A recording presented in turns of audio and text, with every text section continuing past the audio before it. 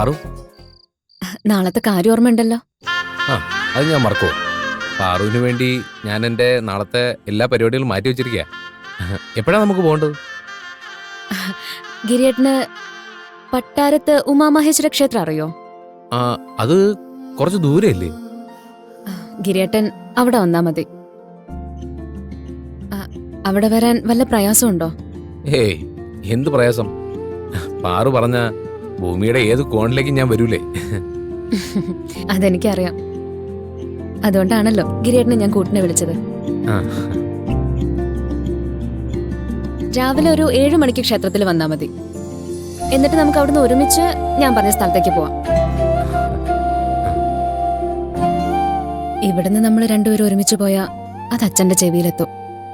അതുകൊണ്ടാ ഞാൻ ഇങ്ങനൊരു പ്ലാൻ ഉണ്ടാക്കിയത്. ഇന്ന് തന്നെ ഡൗൺലോഡ് ചെയ്യൂ. കാണൂ നിങ്ങളുടെ ഫേവറേറ്റ് ഷോസ്.